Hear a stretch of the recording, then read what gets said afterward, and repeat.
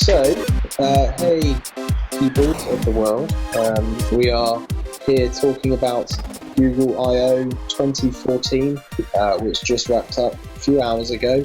So we're just going to be talking about what they announced, some major topics that they talked about, giving our thoughts and opinions on them, and yeah, just general discussion. So let's go. Yeah. So we're going to start off. We'll go kind of down what they've done with the actual keynote itself. So starting with Android One, which is basically the Moto G, Moto E, but worldwide cheap stock Android phone. Yeah, so it's basically for the sort of emerging markets. Specifically, it's got things like dual SIM. It's got an SD card, 4.5-inch screen. It's got an FM radio. The big thing about it though is it's going to be quite cheap. It's going to be $100. So it's going to be really good for places like India, which they said. In terms of when it's available, I'm not sure if they gave an exact date, but it should be quite soon. And it's going to be the sort of thing that Google said it's going to be, of course, running stock Android, and it's going to be updated quite quickly as well. So that should be quite nice. But yeah, nice, cheap option for people in emerging markets, which is quite nice. Yeah. Next, after they of course talked about the phone and a lot of their stats and updates about the company in general and how Android's doing, and of course it's doing very well. They then went on to their first, probably the most major thing, which was Android L, and they're calling it L because that's the next letter in the alphabet which they need to cover for Android releases. But they've not talked about what it's actually going to be called fully. So Lollipop or any other sort of L dessert or sweet. They haven't really gone into it yet, but Android L, that's all we know about it so far. But we do know a lot about it in terms of primarily the design. Basically a complete redesign. Majorly, of course, if you're looking at things like the home screen, you'll see some new navigation icons down the bottom, sort of like a triangle, circle, and square, rather than the sort of home icon, the sort of arrows, a lot more simplified, and that's kind of really a theme for the whole OS, is just completely simplified. Yeah, I think it's quite simple, quite clear that the fact that it's called Android L at this point means that, is it going to be another point upgrade, or is it going to be 5.0? Obviously, they haven't got a name for it yet, so it's definitely still in, I would say, early development. Obviously, it's not going to be coming out till, they're saying sometime near the end of the summer, so maybe August, September time as a full release. They didn't really go into much detail with what platforms it's going to be available on. Obviously, they were testing it while they were doing examples with the Nexus 5 on stage, but our phones like the Nexus 4 and things like that are going to be getting it. Obviously, the Nexus 4 is now nearly 3 years old, 2 or 3 years old. So it'd be interesting to see just how far back it can go. For instance, like Galaxy S3 and S4 and things, whether they're going to be able to actually get the software. Obviously, the whole point of KitKat was that it was available on lower-end devices, but hopefully the rollout of the next version of Android is going to be a bit smoother than KitKat, because phones like the Galaxy S3 or 4, some of them still haven't got the newest version. So I'm hoping that, as well as all the other enhancements that they're doing, that they kind of sort out the rollout process of Android maybe in the future as well. Yeah, and I think they mentioned that Google Play Services is kind of becoming one of their main portals into updating core phone functionality. So I think they mentioned that out of all currently active Android phones in the world, that 93% of them are running the latest version of Google Play Services. Yeah. Which is quite a huge number, and if they're able to get some major updates out through there, maybe not the whole OS update, but a lot of the main features through that, then that's obviously going to help them get those upgrades out there quicker. In regards to Android L, one of the biggest thing they announced, of course, was the actual redesign graphically of the OS. They've got this new design language called the material design, and essentially what they've gone with is a very carrying on the theme of cards through Android that were first introduced with something like Google Play, and they've now got an interface where it actually looks like layers of card stacked on top of each other with very subtle sort of shadows and highlights of those objects to actually make it look like physical planes of difference on the interface, and they actually talked about how it will render not just an X and a Y axis in graphics, but also a Z axis, so it actually looks like it's off the element behind it to make it look like physical layers. So they're really pushing the sort of card, paper, pushing around that sort of interface. So I really like that design language, and a lot of the color choices they've made are really nice as well. The color palette is really nice. And I think overall, and other people who have already come out and talked about the interface, the general consensus is that with this redesign of Android and Android L, it's probably the freshest, most modern new mobile OS that you can pretty much get, especially over iOS 8, by my opinion. With the introduction of layers and the fact that there's going to be drop shadows and things like that, obviously with iOS 8 you have kind of a parallax effect when you're moving the phone around and things like that. I'm just a bit concerned whether that is or isn't going to be something that they decide to bring into Android, whether, for instance, if you are in Google+, because that's obviously been redesigned recently, obviously there's a little post button in the bottom right-hand corner, whether if you move the device it's going to move ever so slightly, or whether it's just going to be completely flat but still have those multiple layers built in. You're right, they didn't show, or they didn't allude to that feature in the UI, if you can call it a feature. But I would highly, in fact, I'm almost certain that motion isn't going to be a part of that.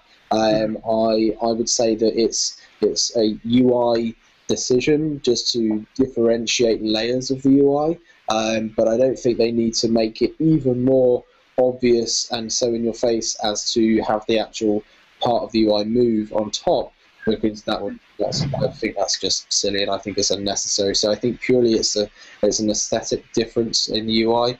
I don't think they're going to go down the road of iOS and have motion. Not from what I've seen anyway. I certainly haven't heard anyone else talk about it since. No. I mean, that would definitely be a good thing, because I'm not a fan of the whole motion when you're moving the phone around or anything like that.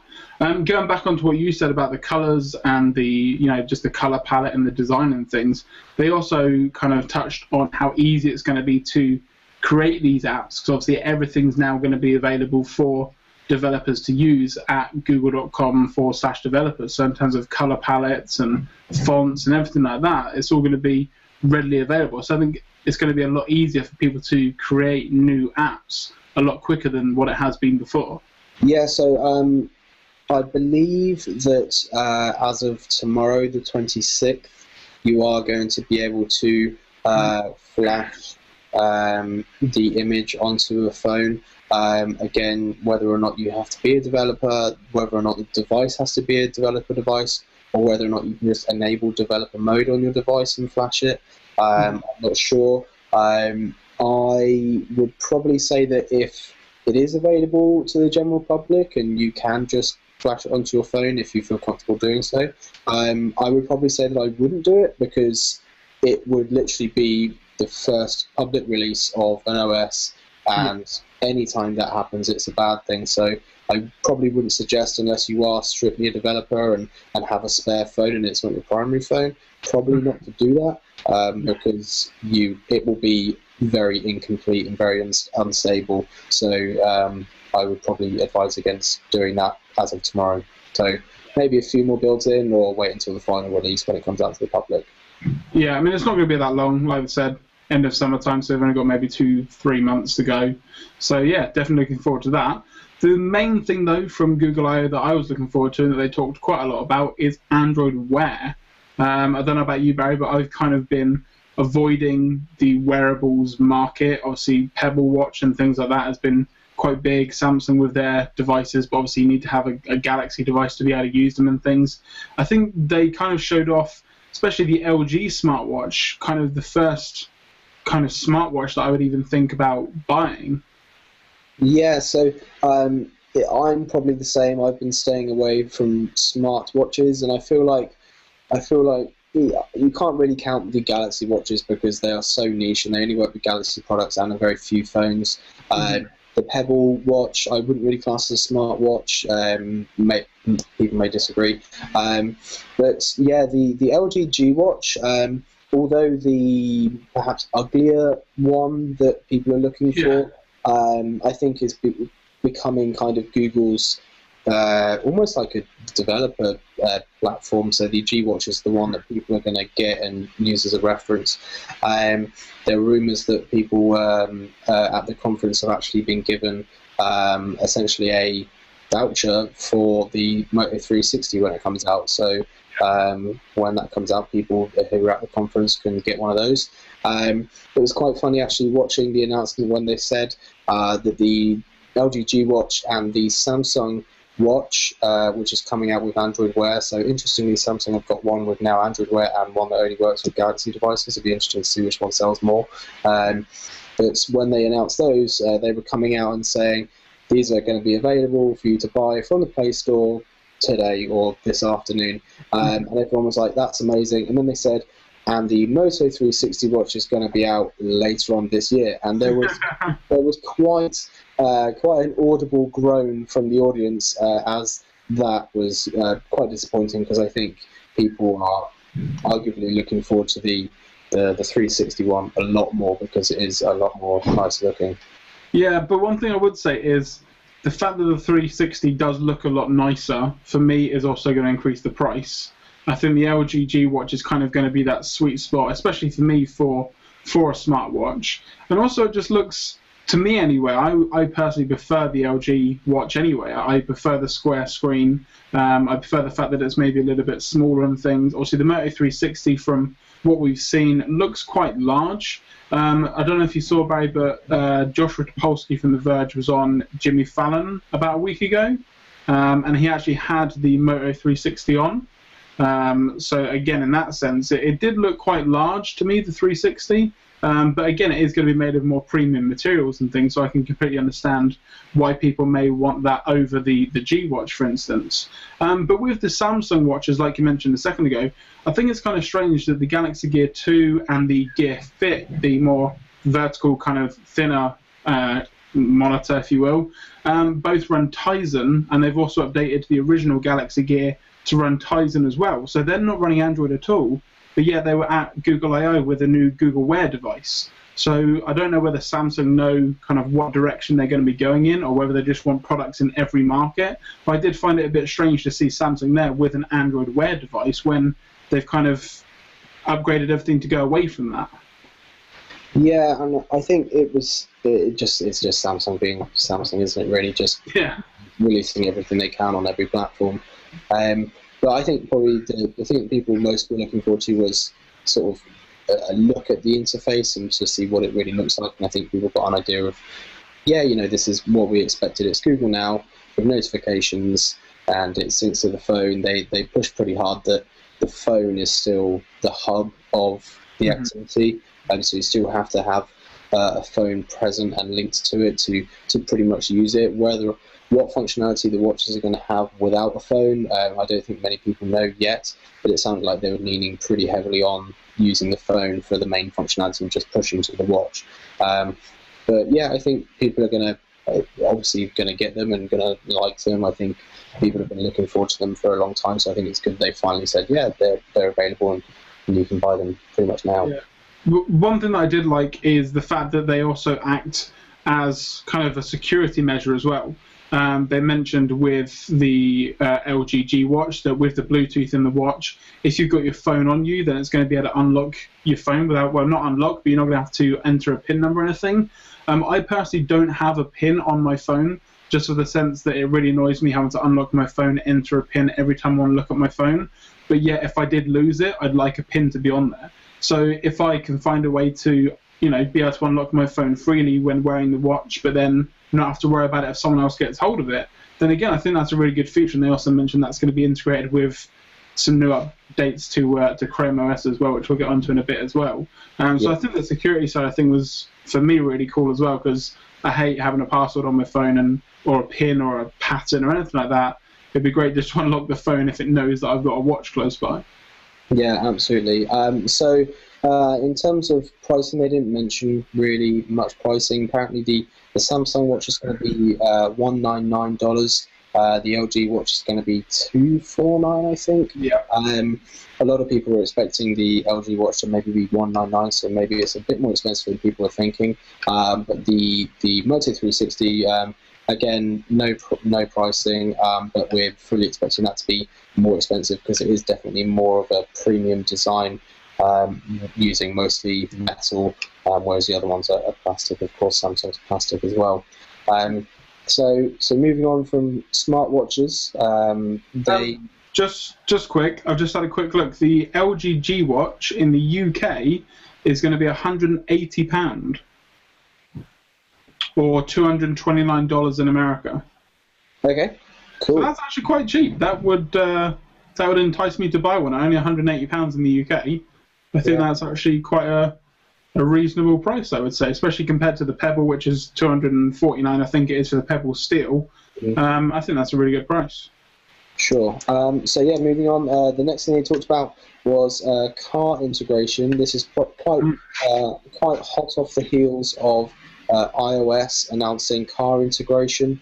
Android, of course, are making their way into cars under the umbrella of the Android Automotive Alliance, which they talked about earlier on this year.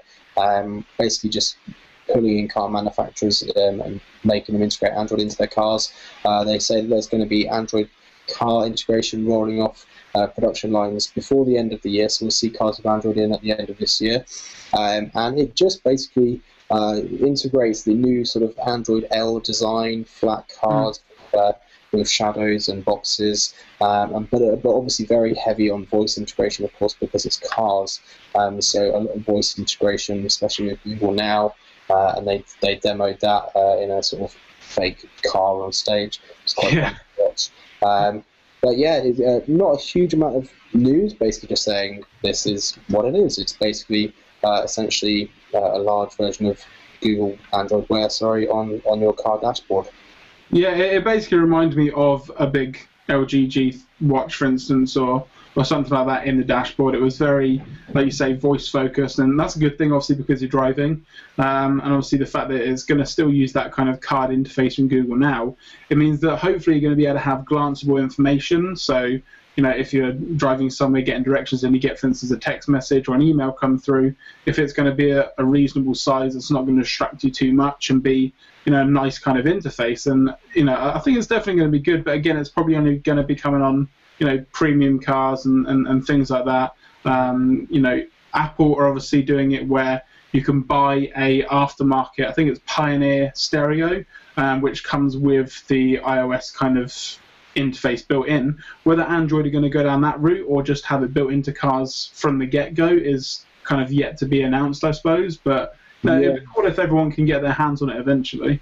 Yeah, so talking about actually how they integrate it into the cars, they did lightly touch on sort of how it works. Essentially, like the Android Wear watch peripherals, the Google car interface, again, all runs off of your phone. So, again, if you don't have your phone, not sure how it would work, but you have to plug your phone in and link it with your car. All the apps, all the data runs off of your phone and through your phone. And they actually mentioned, I forget the exact wording, but they said you can cast the car experience to your car. So it might be that they're doing something with the Cast API to push the just the car interface from your phone to the screen in your car.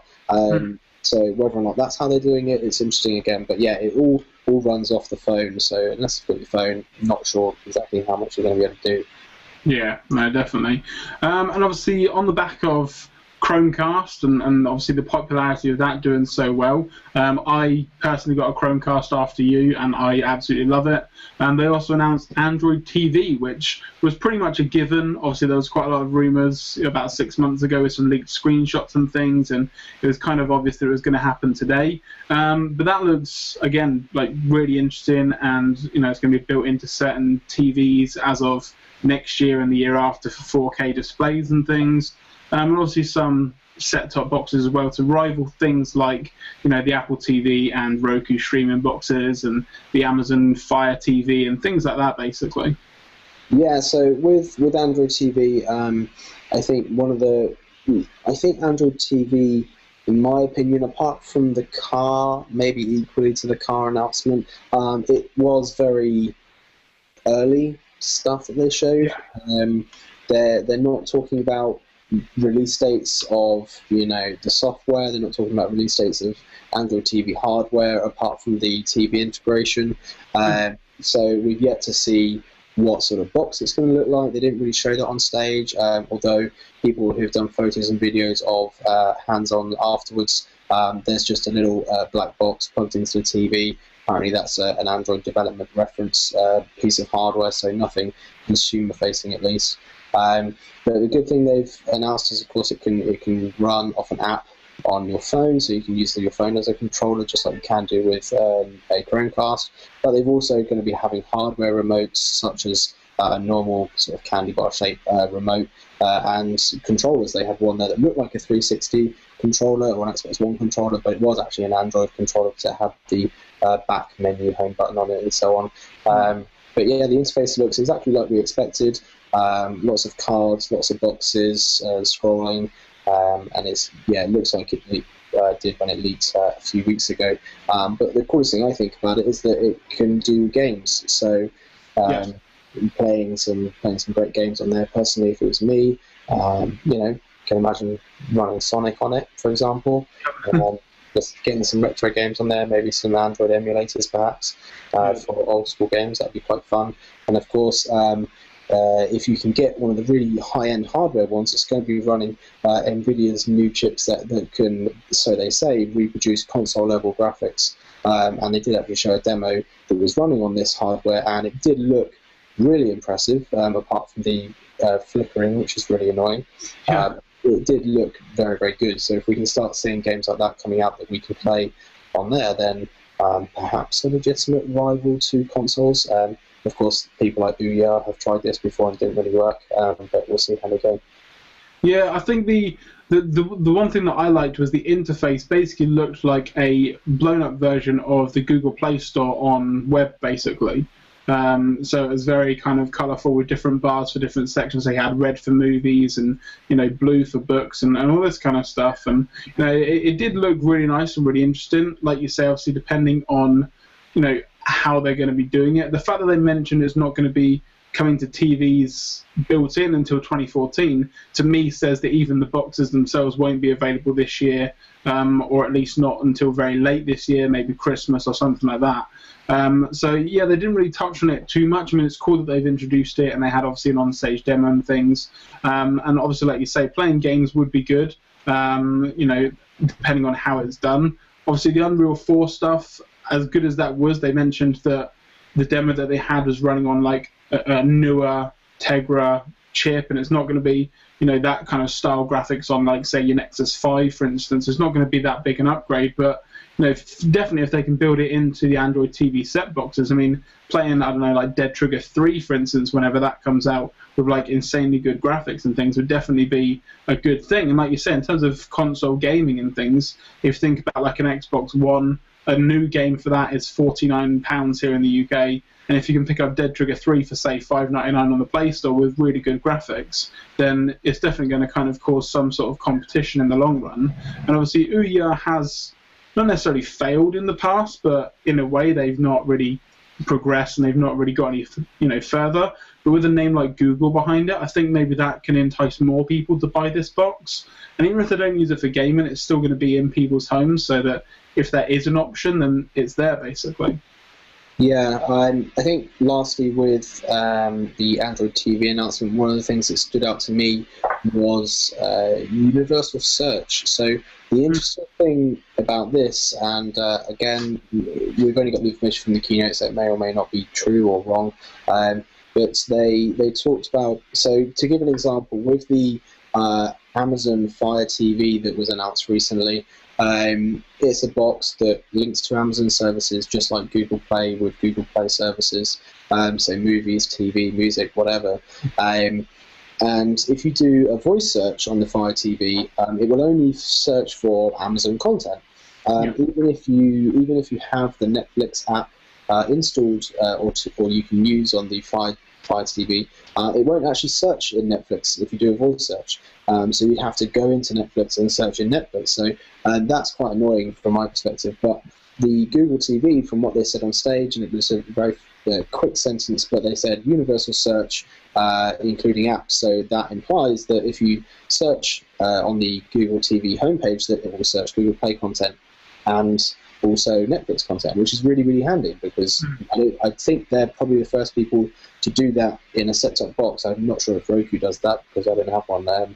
But that would be pretty powerful, I think, if they did allow the search to integrate into the apps you have as well. Yeah, definitely. And obviously, as well as the Android TV stuff, they touched on Chromecast as well. Again, went over a load of figures on, how many they've sold, and obviously YouTube content and things like that. The traffic that's going through YouTube on Chromecast and things is amazing, apparently. I use it quite a lot for that kind of thing. I set up maybe a playlist of stuff I want to watch throughout the day, and obviously it just plays to the TV without any issues at all. The one thing with the Chromecast that they announced that I personally am really excited about is mirroring. I think that's kind of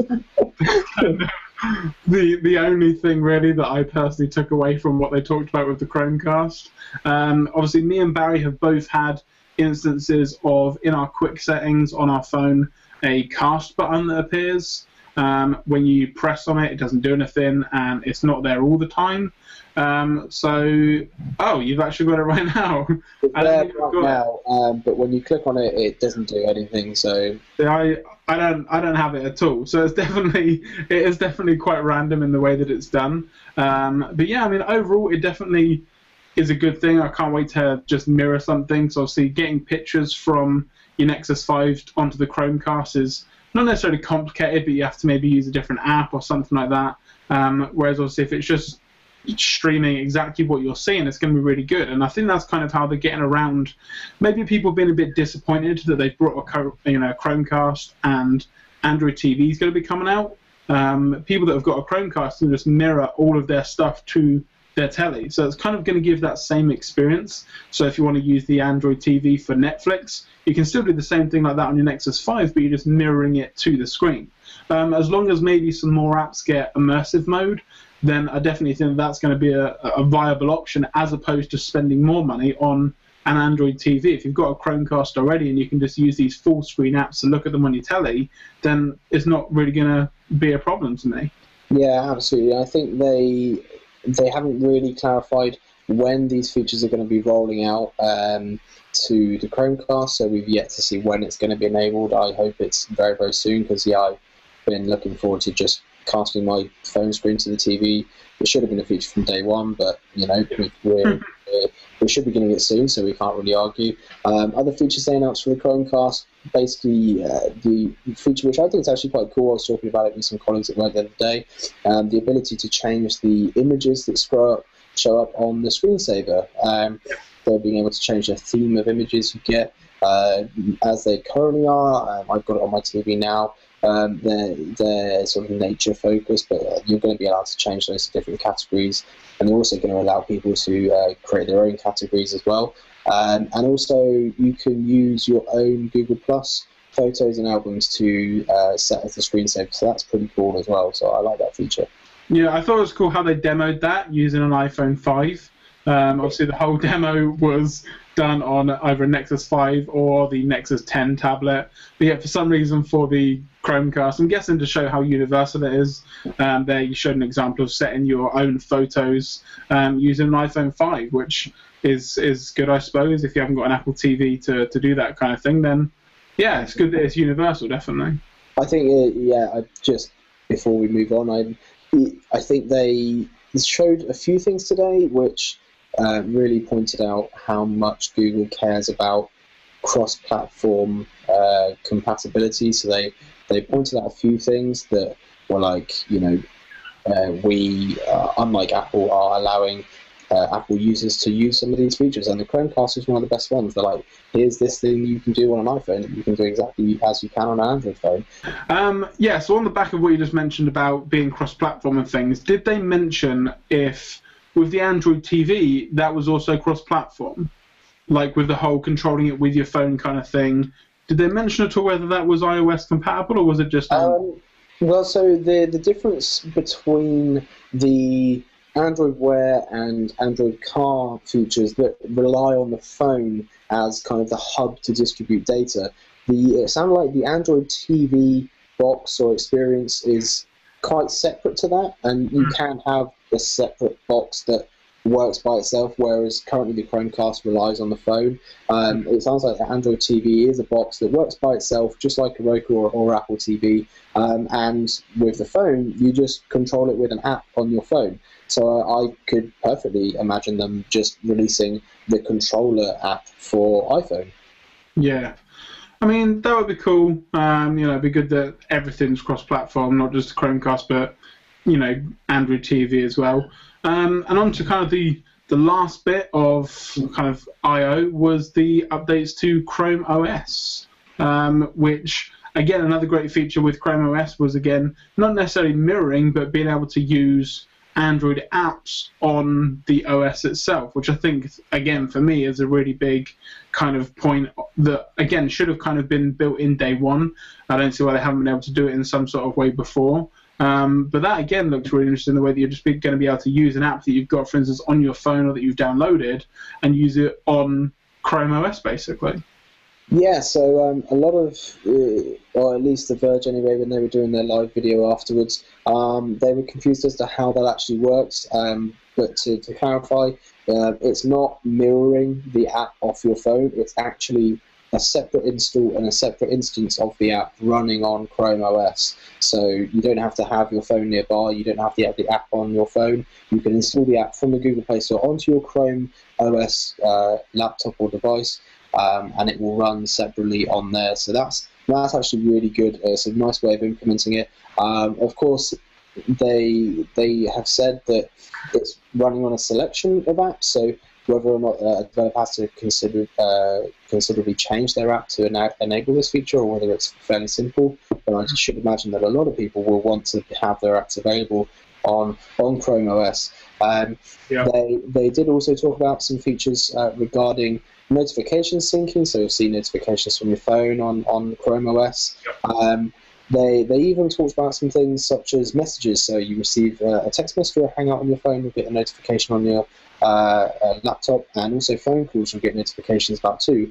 What they didn't talk about was actionability on those notifications, so if you can reply to that message, if you can answer the phone call.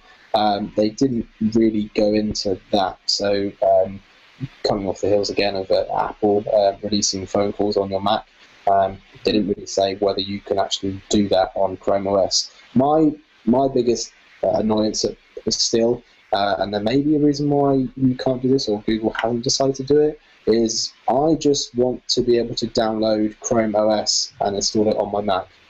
Yeah, I mean, I think that's kind of I personally wouldn't buy a Chrome laptop at this stage. I don't think there's one out there that I would put money down for, unless the Pixel was dropped down to £200. I'd then buy it. But that's kind of the only Chrome OS laptop that I would even consider buying. And I think kind of Chrome as it is on desktop, be it Windows or Mac, is kind of the gateway for people that don't have Chrome OS in a way. There's an application called Pushbullet, which I've actually done a video on, and it will be up at some point tonight for you guys to watch. It kind of mirrors what Yosemite does with notifications. So if I get a text message on my phone, it gives me a notification in Chrome using a Chrome extension. And the same thing with emails, or if something is synced like photos, or if I get a phone call, it gives me a notification within Chrome. Now, some things are actionable. So if I get a text message, for instance, within Pushbullet, and then it sends it to my Mac, I can reply to it, which is cool. But something like a phone call, then I can't do it. I'm guessing that because it's built into Chrome OS, that they may be able to enable that, as long as you're using Chrome OS and not Chrome. So hopefully with the updates to Chrome OS, it will enable stuff like that because it's built straight into the OS, just like Yosemite will be for Mac when that comes out. It's all kind of built in straight from the get-go. And I mean, hopefully from the stuff that Apple announced kind of a couple of weeks back, that may push them to do that if it's not already a feature. the fact that maybe they didn't think about that and they have now seen it, then they may now update their own software for a similar sort of function. Yeah, absolutely, and I think I'm definitely in the same boat that you are. I'm not in any way in a position to consider buying a Chrome OS laptop because I, obviously doing YouTube and whatever, I have to have Final Cut Pro on my laptop. I have to have Photoshop, and you just simply can't do those on Chrome OS. And the laptops, apart from perhaps the Pixel, are nowhere near powerful enough to do those sorts of things. So for my specific case, I can't see myself buying a Chrome OS laptop anytime soon.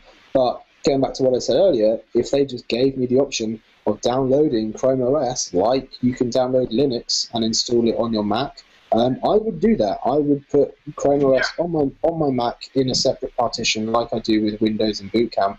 And if I wanted to, if I just wanted to do light browsing and things like that, I would boot my Mac into Chrome OS and use it, because I am finding that more and more they're announcing so many cool features in Chrome OS, like they did today, that make me think that feature's really cool. Chrome OS is looking really good, but I'm never going to buy one of their laptops. No, I think that's the main problem. I mean, plenty of people buy Chromebooks, obviously, like they mentioned, the top 10 selling laptops. Again, I haven't checked this, but the top 10 selling laptops on Amazon are 10 Chromebooks, which I kind of personally find hard to believe. But again, we'd have to have a quick look. I mean, they wouldn't say otherwise. But yeah, I wouldn't consider buying one, like you say, Final Cut Pro and Photoshop, and just in general other applications, like for instance gaming and things like that. Obviously, you sideload Windows to play games and things, where you're not going to be able to do that on a Chrome laptop, because even the Pixel doesn't really have the power to do anything apart from browsing, and even watching a 1080p YouTube video on a Chromebook gives kind of a stuttering effect, and they're definitely not powerful enough. Some of them even have mobile chips inside them and things like that. So it's definitely not viable. And I think if they could, either update the Chrome browser to have kind of some sort of part of it where it's Chrome OS but kind of a scaled down version or anything like that, would definitely be a cool option. But yeah, unless they do something to allow me to have it on high-end hardware like a Mac, then I'm just not that interested, to be honest. Yeah, absolutely. And I think that with Chrome as it is at the moment, and I was talking to some people at work about this the other day, because we use Chrome and Google Apps as a business, and we were just like, Chrome is getting ridiculous on anything. So Chrome, for example, right now I'm using Chrome on my MacBook Pro Retina, which I use for gaming, so it's pretty powerful, but it absolutely gets destroyed when I use Chrome. I can open up a YouTube video at 1080 or the 4K videos that are out now, and it annihilates my Mac. And I'm like, well, hold on a second, this is not exactly a slow laptop, but I do exactly the same thing in Safari, and it's fine. So I am getting more and more frustrated with Google Chrome, because it's becoming this huge hulking beast of a browser that annihilates system resources, and it's getting really annoying. I am considering, switching back to Safari, because it's a lighter, faster browser, and it doesn't warm up my legs every time I open up a web browser and go to TheVerge.com, because it completely sets itself on fire.